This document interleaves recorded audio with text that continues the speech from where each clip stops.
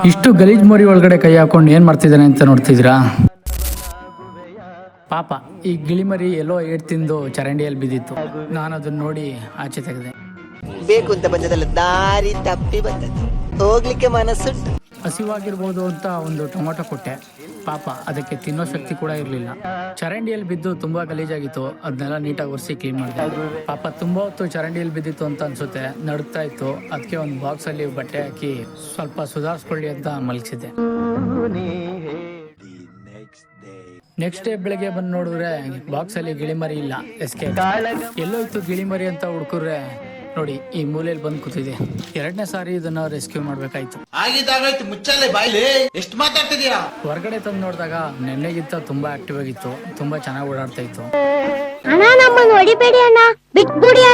ಅದಕ್ಕೆ ಸ್ವಲ್ಪ ಅಕ್ಕಿ ನೀರು ಇಟ್ಟೆ. ನಿಧಾನವಾಗಿ ರೆಕ್ಕೆ ಬಿಚ್ಚಿ ಹಾರಾಡಕ್ಕೆ ಟ್ರೈ ಮಾಡ್ತಿತ್ತು. ಹುಷಾರಾದ್ಮೇಲೆ ಒಂದು ಟೊಮೊಟೊ ತಿನ್ನಲಿಕ್ಕೆ ಕೊಟ್ಟೆ. ನೋಡಿ ಎಷ್ಟು ಚೆನ್ನಾಗಿ ತಿಂತಿದೆ. ಈಗ ಸಂಪೂರ್ಣವಾಗಿ ಹುಷಾರಾಗಿದೆ. ಈಗ ಅದರದೇ ಆದ ಪ್ರಪಂಚಕ್ಕೆ ಸೇರಿಸೋ ಸಮಯ ಬಂತು. ಎಷ್ಟೇ ದೊಡ್ಡ ಬಂಗಾರದ ಪಂಜರದಲ್ಲಿಟ್ಟು ಬಗೆ ಬಗೆಯ ತಿನಿಸು ಕೊಟ್ಟರು ಮುಕ್ತವಾಗಿ ಆಕಾಶದಲ್ಲಿ ಹಾರಾಡೋ ಅಂತ ಖುಷಿನ ಯಾರಿಂದನೂ ಕೊಡೋಕೆ ಸಾಧ್ಯ ಇಲ್ಲ. ದಯವಿಟ್ಟು ಪ್ರಾಣಿ ಪಕ್ಷಿಗಳನ್ನು ಪಂಜರದಲ್ಲಿ ಬಂಧಿಸಬೇಡಿ.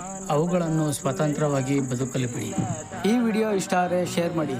ನಿಮ್ಮ ಅನಿಸಿಕೆನ ಕಾಮೆಂಟ್ ಮಾಡಿ.